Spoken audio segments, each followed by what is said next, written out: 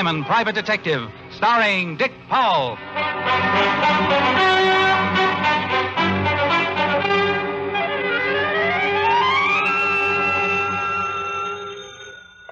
Diamond Detective Agency. Murders are better than ever. Mr. Diamond? I stand condemned. My name is Arnold Bryce. I'm an art collector. Well, unless you're looking for empty beer bottles, I'm afraid you have the wrong man. You're a detective, aren't you? That's right. Well, then you're the man I want. How soon can you come over to my home? Well, that depends on two things, where you live and what you want me for. I live at 9607 Riverside Drive. But I'd rather tell you the nature of your assignment in person, if you don't mind. Well, that suits me, but my fee is $100 a day in expenses. Still want me to come over? Money is no object, Mr. Diamond. Please hurry.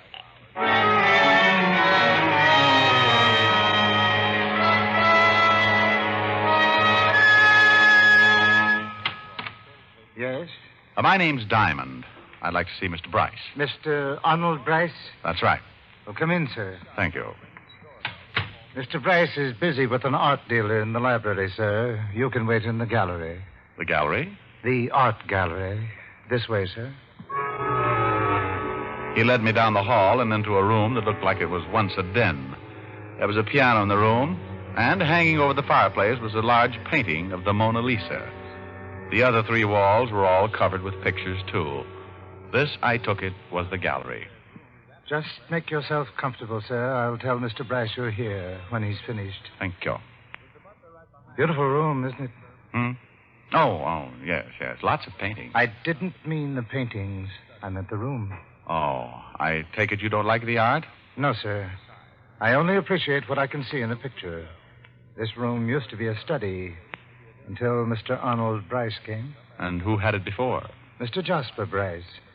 He died 2 months ago and left this house to Mr. Arnold. Well, I must get on with my work, sir. The butler gave a disgusted look at the paintings and took his leave. Come to think of it, I agreed with the old boy. Most of the paintings were what is called moderne, which is sort of a nasty poke at the present period. Hi there. If you're a burglar, just help yourself. Take them all if you want to. Well, I didn't know I had company. That's because you're not a very good burglar. You should be more careful. You, no doubt, are the local police force. No, I won't turn you in. Oh, what's the use? Used to be I could joke. Used to be I liked to joke. Now it's no fun. Who are you, really? What do you want here? Gonna fix you a drink? Hey, that's a lot of questions for a little girl. Little girl. She staggered over to a couch and sat down while I took a good look at her. Beautiful is a word thrown around a lot these days, but it could only describe her. She had soft brown hair, big brown eyes, with a sort of a pleading look about them. She was wearing a pair of lounging pajamas, but her figure was nothing to speak of. When you found one like this, you kept the news to yourself. Ugly. What's that? I said ugly. Oh. Meaning those pictures. You like pictures? Oh, you look like the type who would like pictures. Well, I'm flattered. Look at that one. You ever see such a mess?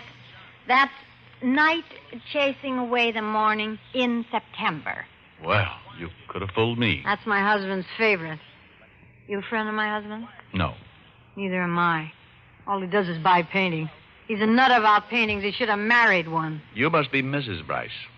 I must be. Then that's life. Oh, who'd you say you were? I didn't, but the name's Diamond. My name's Della. You know... Mr. Diamond, Mr. Bryce will see you now. Oh, get lost, Timothy. Mr. Diamond and I are just getting acquainted. But Mr. Bryce said... Mr. Bryce. All right, you better go and see him, Mr. Diamond. My husband hates to be kept waiting. Me, I'd rather be alone anyway.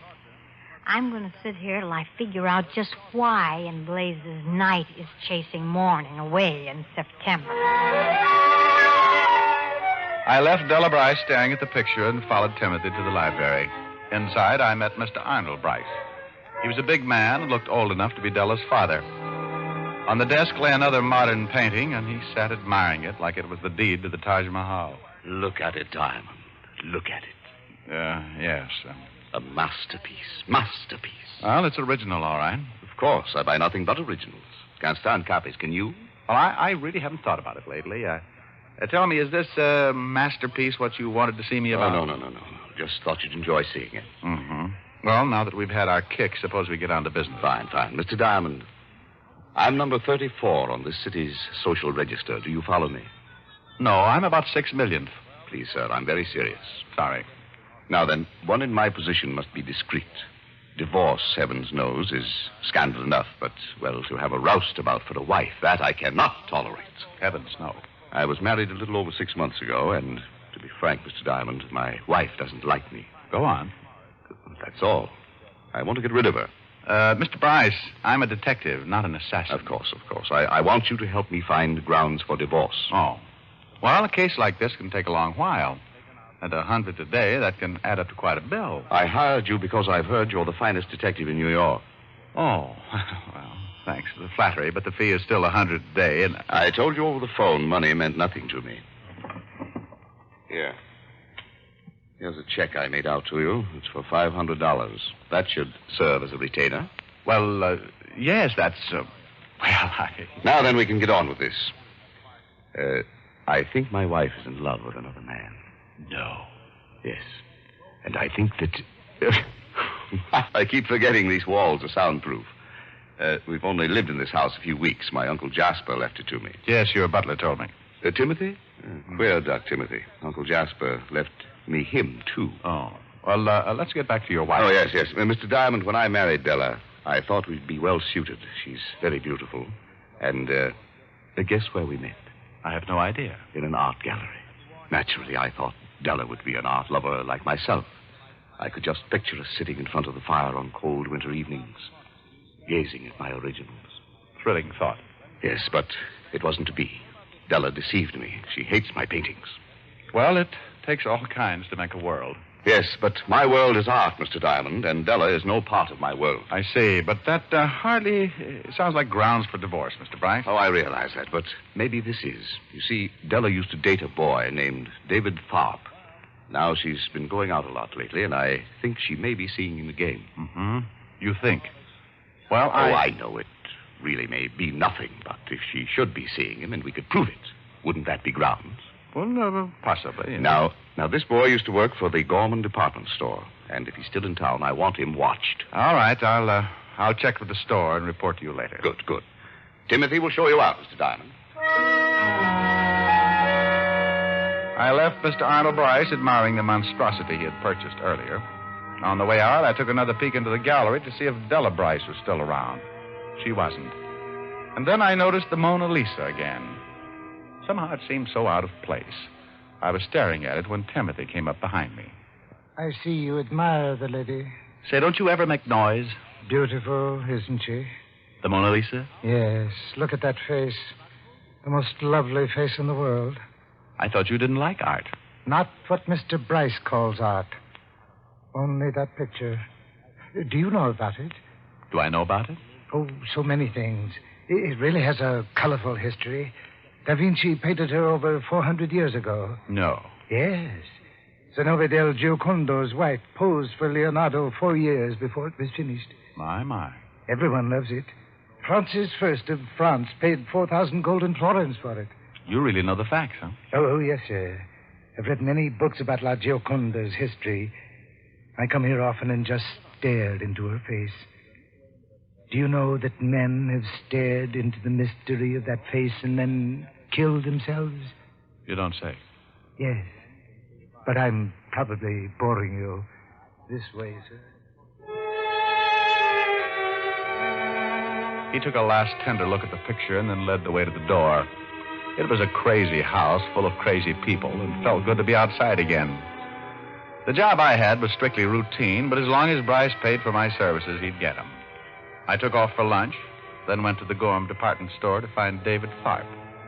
There I found Tharp, had joined the Army 6 weeks ago and was now stationed in California. That meant that Bryce's suspicions about his wife were unfounded, at least as far as Tharp was concerned. Hello? Let me speak to Mr. Bryce. Who's this? Oh, that worn-out voice sounds familiar. Walt? Yeah, is this Diamond? Yeah, but what are you doing there? Or did I dial the wrong number? You calling Arnold Bryce, Rick? That's right. Then you have the right number. Was he a client of yours? Uh-oh. I don't like the way you said was. You guessed it. Better get over here, Rick. Arnold Bryce has been murdered.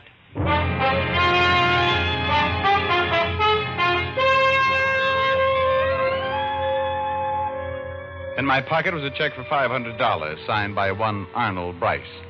This same Arnold Bryce was now dead, according to Lieutenant Walt Levinson, who was very reliable in these matters. I took a cab to the Bryce home on Riverside Drive. Timothy, the tall, gaunt butler, again let me in.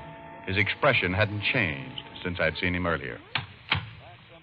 Well, Timothy, a lot of excitement around here, huh? Yes, sir. The police are in the gallery. So is Mr. Arnold's body. Gruesome sight. Rick. Hello, Walt. He's in there. Want to have a look at him? Why not? The boys in the lab are all finished. There he is. Head bashed then, huh? Coroner says he's been dead for about 2 hours. That places the time of the murder around noon. Found the murder weapon? Nope. Figured it must be the missing poker from this fireplace set. Got the boys upstairs now looking for it. Who found the body, Walt? Mrs. Bryce. Otis is in the library now taking her statement. What's your angle in this? Well, Bryce hired me for some stock investigating. He was thinking of divorcing his wife. Well, at last we've got a motive. She finds out he's getting rid of her and knocks him off. Maybe. Who else was in the house? It's the butler, the maid, and Mrs. Bryce. Otis is sure the butler did it. Been reading murder mysteries again. No. How about visitors? Anyone come to see Bryce around noon? No, apparently not. Looks like an inside job, Rick. We've got 3 suspects, and all we can do is grill them till one of them breaks down. So we might as well start on the wife. Mind if I sit in? No. Come on. We left the gallery and walked down to the library. Inside sat Della Bryce, patiently answering the questions of that master detective, that super sleuth, Sergeant Otis Loveloon. Hello, Lieutenant. I got a statement down on paper, and I'm asking some questions on my own. She's, Oh, Diamond. Don't look so happy, Otis. Hello, Mrs. Bryce. Well, you come back. That man, Lieutenant, he's the one who saw my husband earlier. Yes, we know that, Mrs. Bryce. This is Richard Diamond. He's a private detective. Oh. Well, what would Arnold want with a private detective? It seems he was planning to divorce you. Or didn't you know that yet? Divorce me? You're kidding. You want to tell us the joke, too, Mrs. Bryce? Oh, this is a good one. Oh, come now. Maybe it's Otis, Walt. After all, she's been looking at that face of his for an hour. Can you blame her? Hey, I heard that. Oh, I'm sorry, but that just struck me funny. That worm of a husband was going to divorce me. Well, I've already talked to a lawyer about getting rid of him. I take it you and Mr. Bryce didn't get along? You said it. I married Arnold because I thought it'd be fun to have a big home and a nice car. All those things money can buy. Go on. Well, the money part was okay, but Arnold... Well, a girl can only take so much. It's a nice, respectful way to speak of the dead. All right, so he's dead. So now I get all that money and don't have to put up with Arnold. I should cry? Maybe a jury will think you picked up a poker in order to get that money. Now, look.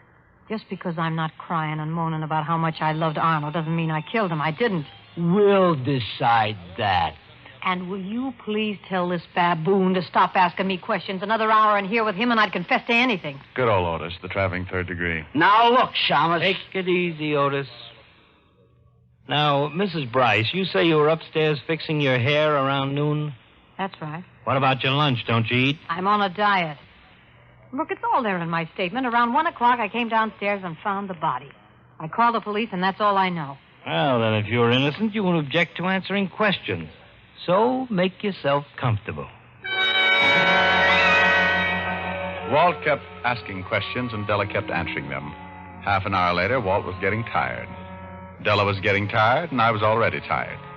Grilling a suspect is the most boring thing in the world, and it was a relief when Walt sent the girl upstairs.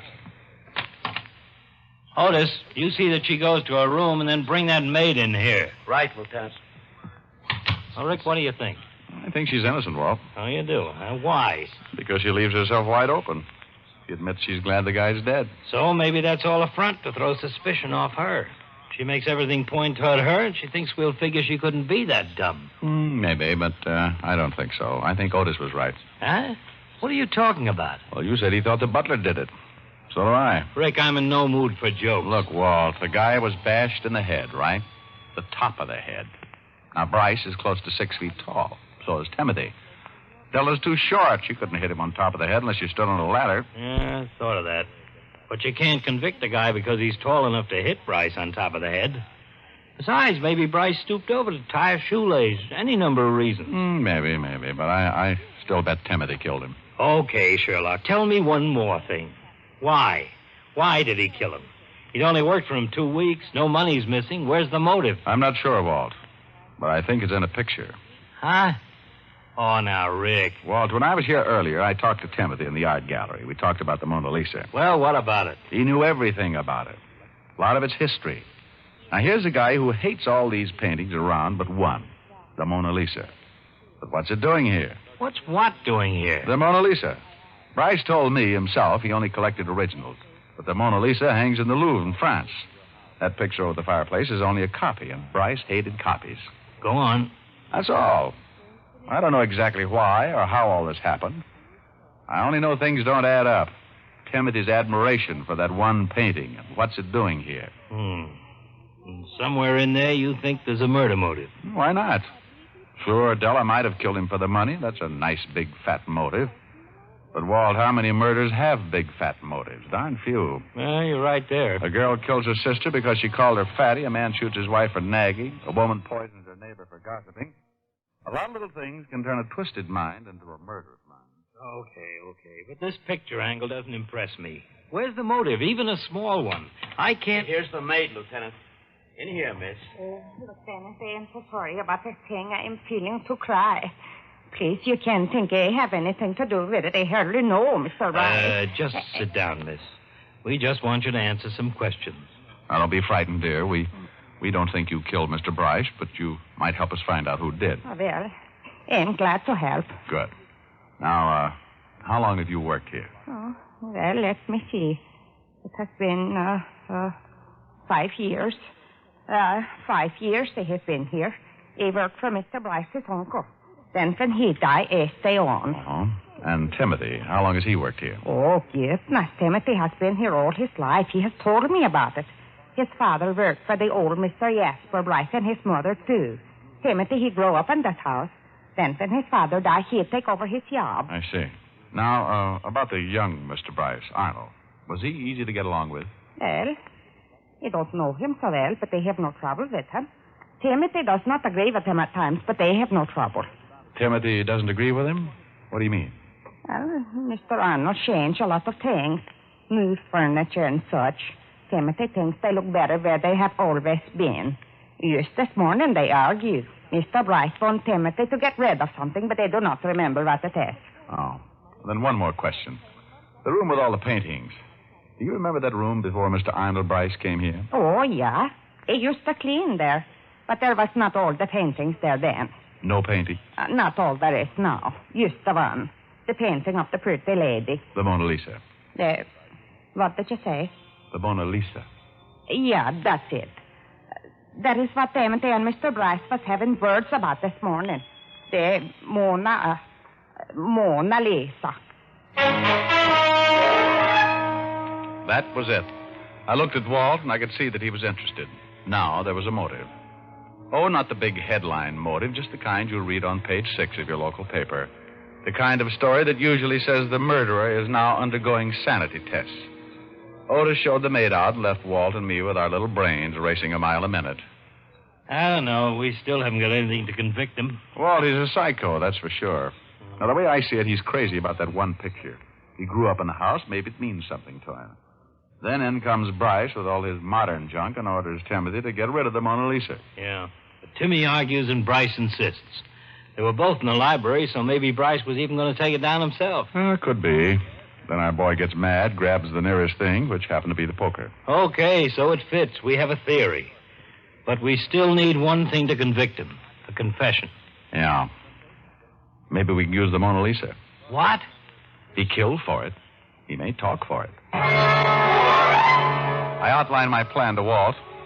Timothy was a psychopathic, and I knew we'd have to get him in the right kind of mood. Walt agreed with the plan, and we headed for the gallery. They had removed Bryce's body from the room, and only a deep red spot in the carpet was left. Walt went looking for Timothy, and I moved over to the piano.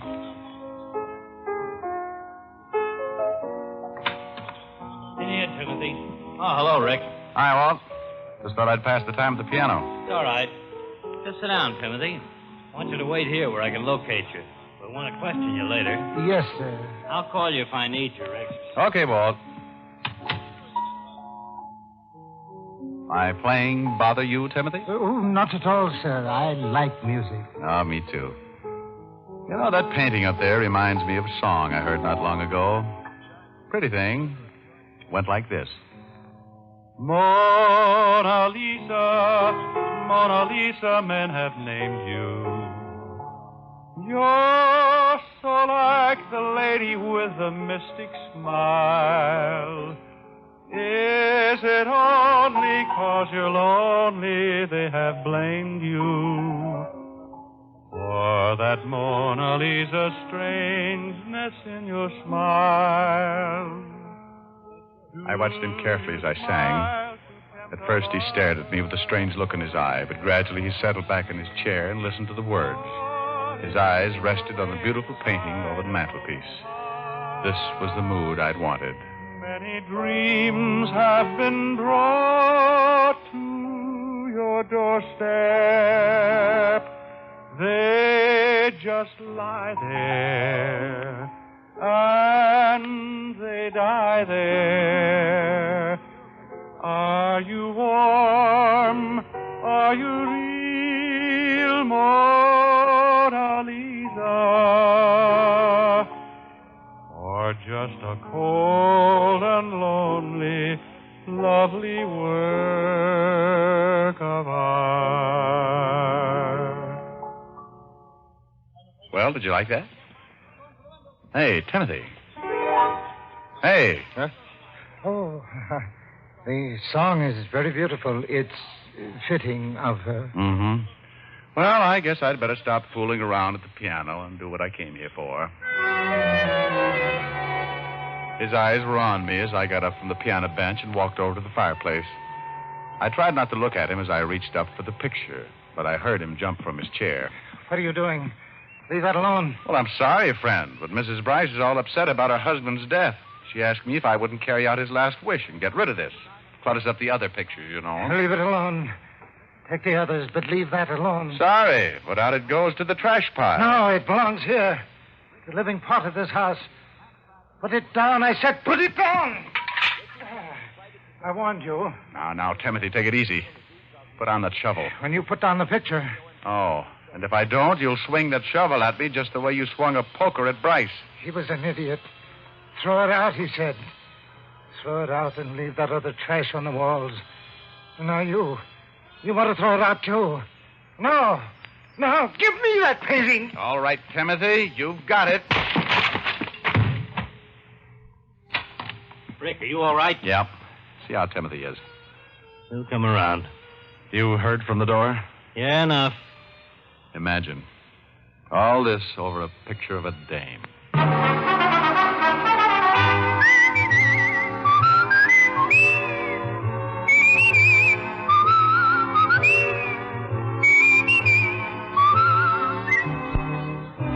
Richard Diamond, Private Detective, stars Dick Powell in the title role. It was written by Blake Edwards with music composed and conducted by Frank Worth. This is Bill Foreman speaking. Richard Diamond, Private Detective, is transcribed in Hollywood by Jaime Del Valle. Richard Diamond, Private Detective, has come to you through the worldwide facilities of the United States Armed Forces Radio and Television Service.